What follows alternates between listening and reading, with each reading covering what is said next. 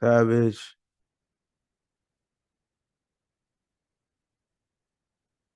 What up? What up? What's going on with you? Oh, same shit. This didn't making it. I hear that, bro. I hear Uh, that, bro. oh God, I just got into it, man. I just on the comments online, Mm-hmm.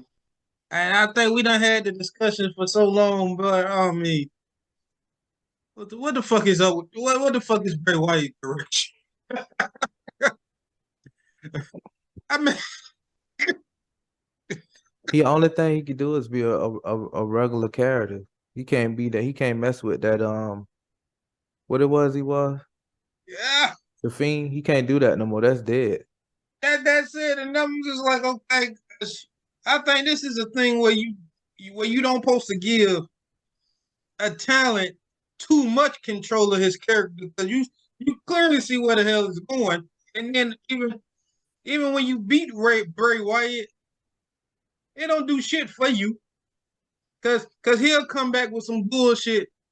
Oh, I done figured it out. I mean, how I beat you, but you figured out my weakness by me beating you. Now you happy and get stronger because I beat you. So what's the whole point of us fighting? If But then if you beat me, you done took the spirit in my Listen. He just need to be a regular badass heel because he got the image to be one. That's all he need to be. If he do that, Marlon, he'll be safe. I think he can still survive if he be a heel and just be regular character. Hear me out though. no. Be You regular. you know what I can see him being? You know how they have talk show segments and stuff. Hell no, man.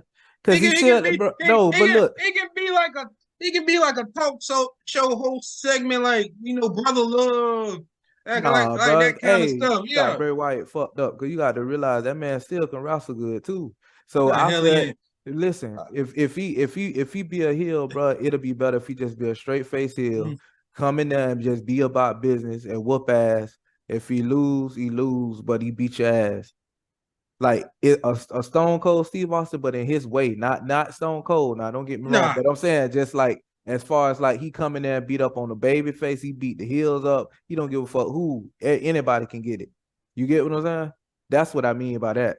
Because It, that's it, what it's but that. it's so I mean his character just not it'll be like he'll be in a situation where I feel if booked right, the big match will be him against Roman Reigns. Now you're thinking like, okay, both these dudes, the way they book, they both unbeatable.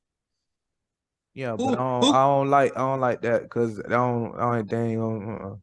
Because at the end of the day, Roman Reigns, they don't look. He ain't gonna beat no Roman Reigns, bro. Even if he came as the Fiend or what, it don't look right. but I don't know. Mhm. It don't look that. Listen, the only person that's gonna be able to defeat Roman Reigns is somebody out there hurt business when they make it, bro. Bobby Lashley, your boy, what his name, Omis. No, oh man, yeah, but I'm sorry. Hey, I'm still like I'm very interested in this Brock Lesnar Omis thing, especially with Brock about to leave. So what you think? How they gonna play it though? You think? Because remember what I told you. You think, man? We seen Omis throw Braun Strowman around the ring, body slam him, all types of shit, Yeah, because easily. I mean, this gonna have to be a star making performance for Omis. That's true. Because Brock Lesnar do go fast pace. But the thing about it is, how it's gonna be presentable for us to take Omis. Because if you saying Omis gonna go out there and dominate Brock, how okay, I'd be impressed, but everybody gonna be like, they still won't be sold on Omis yet, based No, on how he was booked in the I get what you're past. saying. But then if Brock goes out and destroys Omis, it's over for Omis. There ain't no recuperating. So And wrestlers who messed up in situations like that, wrestlers like Ultimate Warrior, bro. Passing the torch to the wrong man. But we'll speak on that another time. yeah, but back in the day, it's like you didn't really care if you lost or not. But I hear that. Go yo, ahead, what's up, Marlon. bro? You can hear us? Yes, sir, I can. Yes, All sir. right, what's going on, man? Hey, I've been trying to get this dude on here for a minute now, so we finally got on the right time now. Oh yeah, it's been a That's what's up, quite a man. life right now. A lot of transitions going on, so I'm glad to be on here though. That's Yeah, what's up. yeah, yeah. Like I say, you know me, I'm Marlon. This my partner, Lemmy, and this is our thing. We starting up to try to get the indie talents a chance to express themselves, because you don't never know who watching you. Right. And That's then not to toot our own horn, but if you go back on our past guests, we done had some guys right after that we interviewed. They done been on AEW, they done did spots, so they don't want skyrocket, right. and they'll come back and say, "Yo, yeah, we appreciate it." So that's what. And then with us doing the up and coming talent, bam, you young up and coming. So then this your time to shine. This is all you. Give us your background, the good stuff. Where you Got you. from? What got you into the business, or what you were doing before the business? Oh, So okay. That's like quite a lot. Not quite a lot, but I can definitely get into detail for you. that's right. So let everybody know what's your name. Take off. All right. So, hey everyone, my name is Truman Hudson III, TH3, the Diamond of Detroit, the man from the 313, the DOD from the 313. And I'm a professional wrestler. At least that's one part of me. I got into professional wrestling originally as a podcaster doing this exact same thing Wow, at the really? of yeah, So, I want to say 16, today's of 16 to 17, late 15. So about 2 years, about a year and some change. Had about 40 guests on a show called Ring of Discussions. I was interviewing guys well before they've made it themselves. And on the shows, I had it wasn't necessarily a fascination. It was the intrigue of getting into the business almost. It felt like I was interviewing getting into the business. And as time went on, I planned on going to school to be a journalist, because I'm like, I'm interviewing these wrestlers. I like sports journalism. So I get accepted to a university in Chicago called Columbia College for the Arts. And I get a pretty substantial scholarship that would help out with majority of schooling. And I get there, I'm like, I want to do wrestling. And I reached Mm. out to someone that I knew. They never reached out to me. So I was legitimately sitting in a dark hotel room thinking, what am I going to do? Like, I'm here for a school tour. What do I want to do? And one of the people there actually worked, one of her past students works for WWE currently, in something in writing or something in that, what I was going to eventually do one day myself. hmm Um, and I ended up going onto Twitter. I was at the airport going onto Twitter because that's where I would look at my interviews and stuff, reach out to people. And I was scrolling through and I saw Shannon Moore. I think him. I think him at a show later on, but he made a tweet about how Matt Seidel has the best school in Florida for wrestling. I Really? I DM'd heard Matt. about it. Yeah. Yeah, I DM Matt Seidel, and 3 years later, here I am, traveling the world. I'm currently taking a break at the moment. I suffered a concussion about a month ago, so oh, I'm just sorry to getting hear that, back bro. to the rigmarole. That's why I canceled the previous hmm interview because I haven't recovered from that. hmm But I'm back in my A game. I should be back in the ring um, later on this month, if not early April. Wrestled in Dubai last year in March for WrestleFest DXB, which they are taking off at an exponential rate, working with Progress Wrestling on the WWE Network. Okay. Also, and wrestling around Florida, which I'm currently in the process. I won't be wrestling in Florida anymore. I'm setting out to wrestle in other states, and semis in other states. Wrestled in CZW about Yep. a month Yep. ago or so. hmm Um, Yeah, it and was a month. It was a month. Yeah. yep, it Yeah. was a month It was. ago. Yeah, I saw that. I saw that. Yep. Yeah, and 2 weeks afterwards, I got the concussion. So, I you know, I'm in talks. I'm planning on going back, but we'll see what the future has for me. I have some big things coming up soon, which I can't reveal just yet, in regards to my wrestling future. So I am just optimistic, you know, and holding on, you know, and getting And I as love that. And I love this. This is one of the questions I love every wrestler. First off, I love asking. The Strive first day of training. first day of training. Oh, I actually don't even remember it, if I'm being honest with you. Like, I remember my first day of meeting Matt, um of I'm actually wearing the exact same shirt that I wore that day. And I wear this shirt all the time. If you see me in public, I wear pretty much shorts, shirt, and slides, very casual. And this shirt's definitely filled out some. I filled out a little bit since the first time I wore this shirt. But I'm a young kid. I was a kid with a dream. Simple as that. Dropped everything to come out here beginning of the pandemic, June 2020. Graduated high school, didn't attend my graduation. I literally came straight out here. I finished school online, and I was National Honor Society top. I graduated at Valedictorian. That was part of my gimmick at first, but I legitimately graduated Valedictorian. All right, man. Congratulations to that. Yeah, I appreciate that. Yeah, one of the top performing students in the state.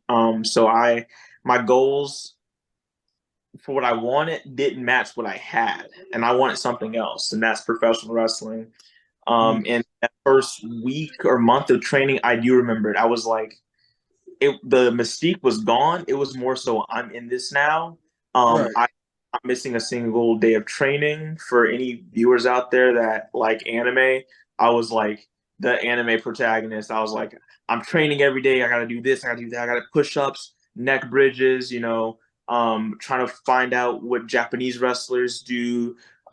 Because at the time, you know, my goal was to get to Japan specifically.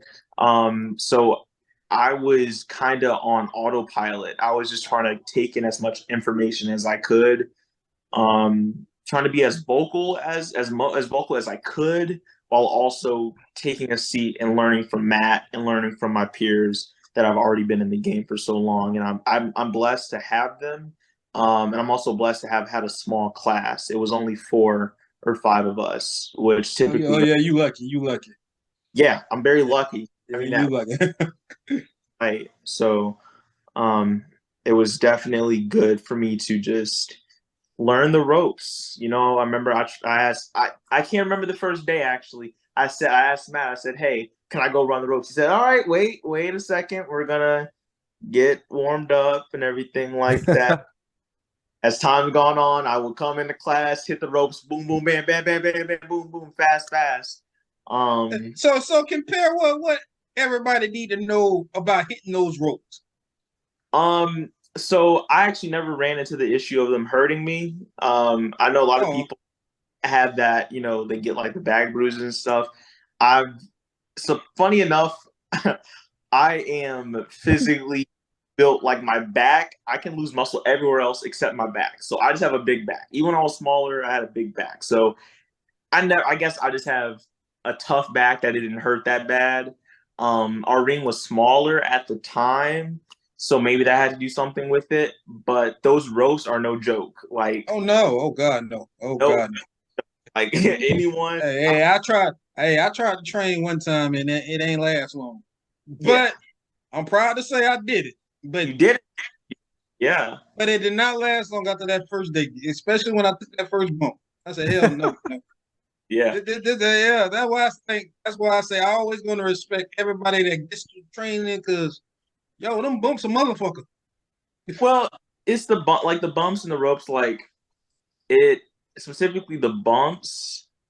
It's something I don't know how a lot of people are, but I never really had any issues with taking them. It was more so my form that I had to work on, in terms of certain flip bumps and whatnot. But besides that, bumps were never an issue with me. I felt like I was okay. I wasn't the greatest, but I was okay, you know. And what like how did you go about studying the Japan wrestlers? Like what were some of your outlets that you use to do so? YouTube, Daily Motion, because I didn't have money for New Japan World. I would just look up, at the time I was mostly focused on wrestlers that were wrestling in Japan that necessarily weren't Japanese. They were Gaijin, Gotcha. Zack Sabre Jr., and who at the time the business was one of my favorites. Watching my coach in Japan and classics. I think as time went on, my taste kind of changed. But definitely a little bit of classic Japanese wrestling like Hayabusa with the There you high. go. There you go. See, they don't know about Hayabusa. Dude, they don't know. They don't. Yeah, man, that was my dude. To me, it was him and Great Muta. Yep, Great Muta. I never really got into Great Muta. I've watched a few of his matches, but as I've gone again, as I became a wrestler, my love and thought process and how I studied them changed. So there's a lot of people that as a youngin I would not have liked whatsoever because they didn't look cool to me. But as I'm a wrestler, I've appreciated the work of many talent that I would have never thought I'd be appreciative of because of how they carried themselves in the ring. That's the biggest part of wrestling that I've learned is how you carry yourself. It doesn't. There's a lot of other factors that come into it, but I think there's a difference between being a professional, and I was told this by someone in the business who's pretty well known, and he told me one of the things that stuck out was there's a difference between pro wrestling and professional wrestling, and you want to be a professional wrestler. So I tend to watch professional wrestling. I tend to watch people that exude that professionalism. And I think at this current moment in my career, that's the most important part because I'm wanting to continue to work with other professionals, Right. I don't want to work, other pro wrestlers. I want to work professional wrestlers. Professional wrestlers get you paid. So who's been like your best opponents or matches so far? Oof. That's kind of hard to say. I feel like the most fun in the match I have had in terms of how I felt, because it's very rigorous on the body. I say when I wrestled in Dubai against Eli Hush, he's a good talent from the Dubai wrestling scene. That was great wrestling with him. If you all want to check that out, watch that on YouTube. There's also a match I had with Hardcore Horvath and another one it was Hardcore Horvath, Ronan, who is someone I wrestled. He was my tag partner, and Julian Reposetto, and we had a tag match which you can find on YouTube as well. And that tag match, I mean, the fire, the fans, we were the first on the card. It was an experience that I feel like put me in the mindset of this is what I want to do. And even though that was 2 years into me wrestling, Right. and even though I always knew this is what I wanted to do, that's when I was like, this is what seeing those kids. Yeah, seeing those kids' faces, signing T-shirts and everything. I mean, my biggest goal, one of my big goals in this, laughable or not, is to have an action figure. You know what I mean? And man, I can relate. Yeah, definitely. One step closer, because wrestling is so many aspects to it, but one of them is connecting with the audience. Yeah, definitely. Exactly. Yeah, because I can't believe in you if you ain't giving me nothing to believe in. Exactly, and you can feel it. We can feel it. We can feel if you don't. If you're not feeling us, and there's been times where things have gone awry, and everyone can feel it. It's like someone saying a word you shouldn't say in a room that's super small. You just beat me to it because I was gonna get ready to ask you how do you blink out the crowd that's saying some crazy shit to you? Like do times I know it may be times you just want to be like, hey, you shut the fuck up, but you got to stay professional trying. To be honest, I don't really process it. I don't care.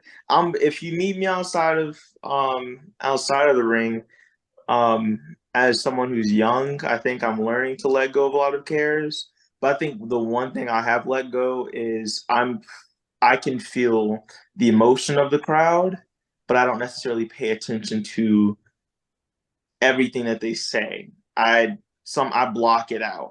You're so focused there sometimes. You're so focused in there that you can feel them, but you can't feel them. I feel Exactly. Okay. And you don't let it get to you. You don't let it get to you. You just go with what they say. Did you ever participate in like any other sports as a kid, or did you?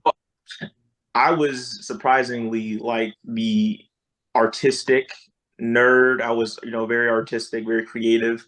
I would say, I would say I was. Let me not say even nerd. I was just very much an outcast for majority of my schooling.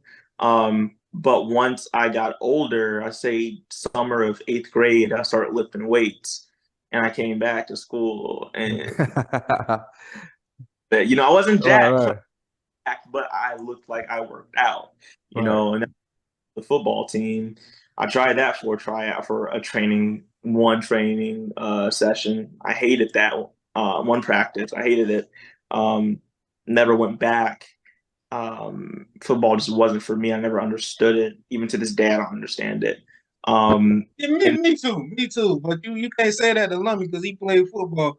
All I know is if the ball Hey hit the man, end listen. zone or the end of the game with a few seconds. But other than that, I sit through a whole football game like I don't know It's what it's what that it's is. it's a, it's a, to be honest with you, as much as you would think that it's physical, it's really a mental strategic battle.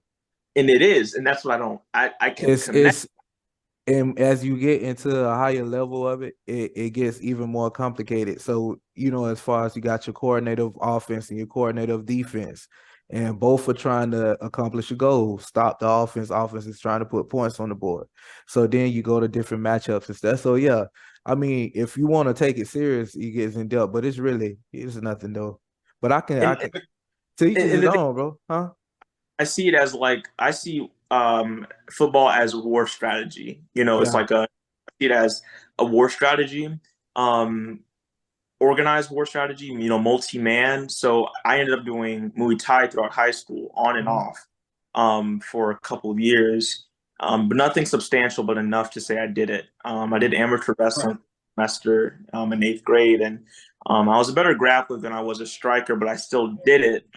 And I can say um, I connect more to martial arts. So outside of wrestling, I'm going to be picking up Brazilian Jiu-Jitsu soon, or I plan on for picking up another martial arts just to keep my mind active outside of the Mhm. ring.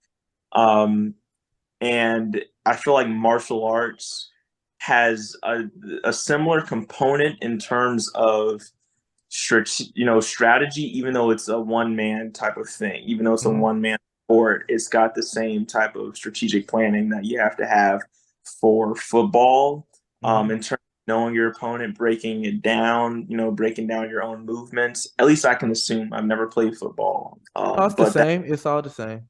right. It's all the same. But let me ask you this. Being that you come from the academic background, which is great, that's so great to hear for our viewers to see, like young black boys to see, you can get your grades and still do, what you want to do.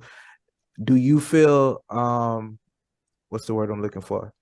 Do you feel that you have a advantage as a wrestler amongst your peers at times?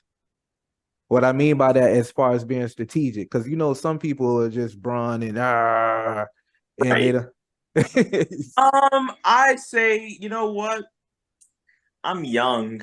I'm young. And I'll also say this before I even get into anything. I had terrible grades for years, surprisingly. I graduated with a 3 point, even though I performed extremely high, I have graduated with a 3.7 maybe or something like that. And or maybe a 4 point. I don't know. I know I graduated extremely high and I was top of my like valedictorian and all that, but that never mattered. You I can strategically figured out a way to do that, though, right? figure out how to do it by actually not studying. I did it differently. I used to study my butt, never got the grades I wanted because I tried too hard.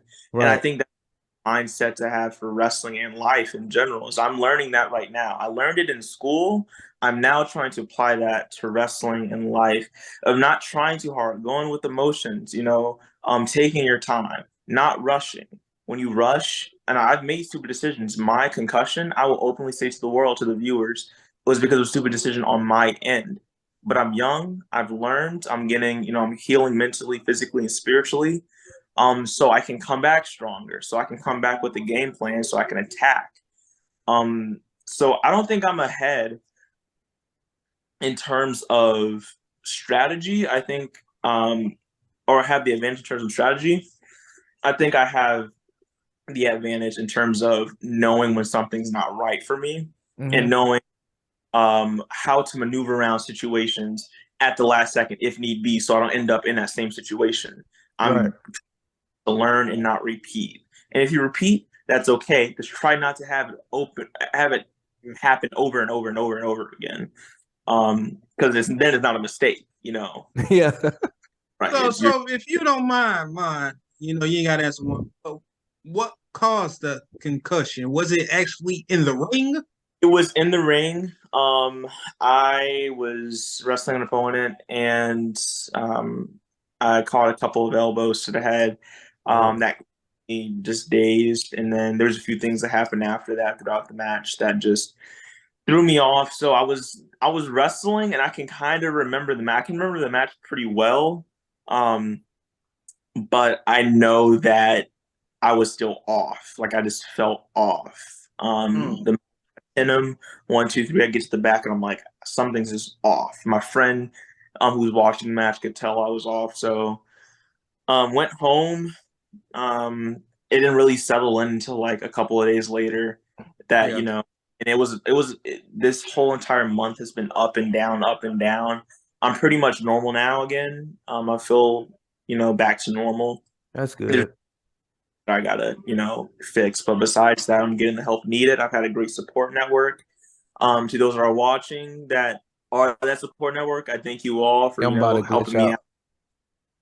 out. My mentors, Still friends, talking. everyone. It All didn't right. do So it. give us a like any crazy experience you done had so far, even if it's been like wrestling. Like base, I like to ask what has been like the weirdest or craziest venue that you have ever wrestled at that you was like, oh hell no. I well, when you wrestle, when you're young on the scene. Wrestle a lot of Yeah, yeah. without like I've wrestled for I've wrestled in the rain, like during the middle of a storm. Like I've Oh wrestled God. Whoa. Oh like God, no. We gotta reschedule this. yeah, no, it was right before major hurricane that hit Florida, and I wrestled the weekend prior to, and I was wrestling in Miami, and one hurricane hit. I want to say Cuba first, and then it went over Miami, and then we end up getting a hurricane that following week. So I wrestled I wrestled the remnants of that storm that hit Cuba, and then that hit us. Was that the Reefer Mania event?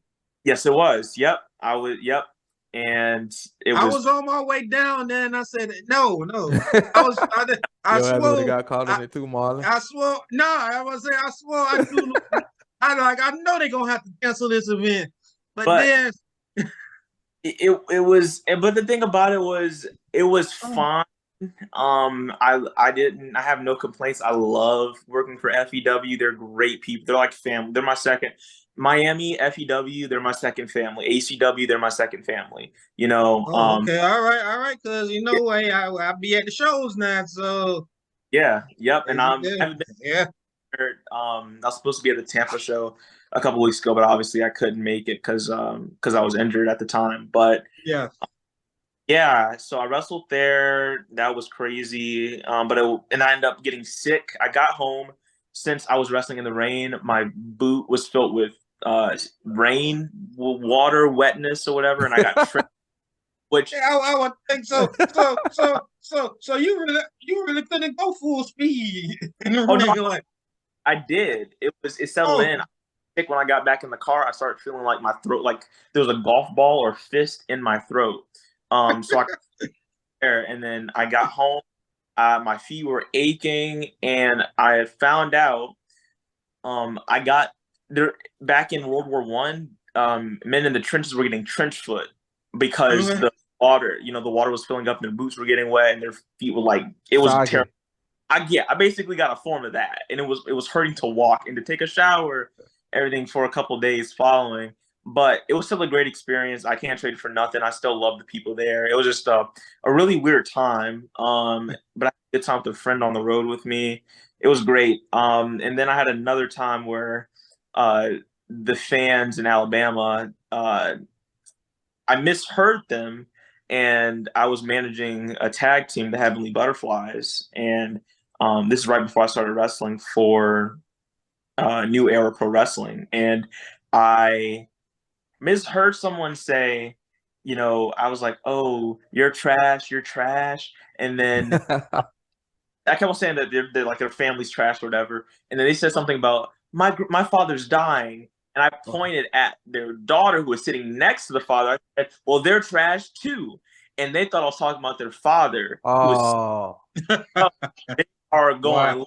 They tell the promoters. They said they're going to kick my butt. oh, Like stay upstairs, don't come out. I was like, oh my gosh! I'm like, they love oh, me here, and they brought me next month, and so oh. yep. I know So you was nervous coming out there, coming down the I aisle. loved it. I welcome in my normal life. I don't welcome confrontation. In wrestling, I welcome it all the way. Right, I hear you. I hear you. I hear you. So you really made your mark there, boy. Oh man. All right. So another part of this thing, while we got like 7 minutes on, I like to Yeah. do my Mount Rushmore. But before that, I want you to just put out, because you know how we giving you the opportunity to put yourself over. What up and coming talents that you recommend we should check out? I think you guys have already done him, Eli Knight. Not I, yet. I'm waiting. I gotta get it. He's busy. All right, yep, but we already done did, because I'm already cool with Malik. yep. So Malik Bosidi is great. Um, the Russell twins are two Oh my fellas. them boys, them Yeah, nephews. definitely. I call them. Definitely. Yeah, Yeah. they're I say the Heavenly Butterflies, who you guys may or may not know. Tony and Fabu are great. Hardcore Horvath, he's a great talent as well. He's up and coming. These are some of my guys that I wrestled that I've come up with. Mm-hmm. There's a guy that does my gear, but who's also a wrestler, and also has recently worked for NWA for the event in Tampa and doing production and creative for them, or some Okay. creative. Name is Sebastian the Shaman. He's great just to talk to about the creative aspect of wrestling, Mm-hmm. in terms of costumes, and just his whole life story is phenomenal. His life story beats mine 10 times over. His story from the struggles to where he is now. Those are some people I definitely say those are the top of my mind. There's a few other people, but those are definitely the top of my All right, mind. give me some women too. I love women wrestling. Man, my women's wrestling circle is small. I'm not gonna lie. That I personally know. Um, I say Mila Moore is one of them. She's a local talent. Um, Kelsey, oh well, now she wrestles on Wild Women of Wrestling. There's also Miami Sweet Heat. They're tag team in wrestling, Wild Wrestling. Basically, all the women I know in wrestling locally are all signed on TV right now. So What's up? I watch that's a good Wild Wrestling. The production's nice, everything, man. Tiffany Nieves. She is great. I have seen her grind her tail off. Tiff, if you're watching this, I love you, sis. Tiffany Nieves. She's a Florida talent. She is someone who you guys definitely need to interview. Okay. Hook up with us, man. With Marlon, and we'll get her on, man. Most definitely. Yeah, give us the info. So real quick, knock it out the park. Mount Rushmore. Whew, all right. Not just because he's my coach, but definitely Matt Seidel. In terms of what the current product you see on TV nowadays, that's how I built my Mount Rushmores. So Matt Seidel, Brian Danielson, Eddie Guerrero. There you go. There you go. Um, Eddie Guerrero, and maybe I'm kind of wavering. I'm, you know what? Y'all are gonna put me on blast for this, but the entire Dragon Gate locker room from the year 2004 to 2007 to 2010, the entire Dragon Gate locker room. I'm just gonna throw them all on there. Yeah, that was lit. Now it was lit. You know, Yeah. everybody. Yeah, I forgot about Dragon Gate. Yeah, but And Rick, you know, you had to be an internet junkie to know about it because you know that they didn't get no national recognition, but you had to be an internet junkie to know I about don't even Dragon know Gate. about him. I'm gonna look him up when we get off the show. Yeah. if you are watching wrestling now on AEW and a little bit of WWE, you are watching, you know, in my eyes, you're watching the Dragon Gate style. They were doing this stuff years before what we see on TV, and my coach was a part of that, you know, group of people to make that possible. So kudos to him and kudos to all those guys. You know, the Young Bucks are a part of that. Ricochet.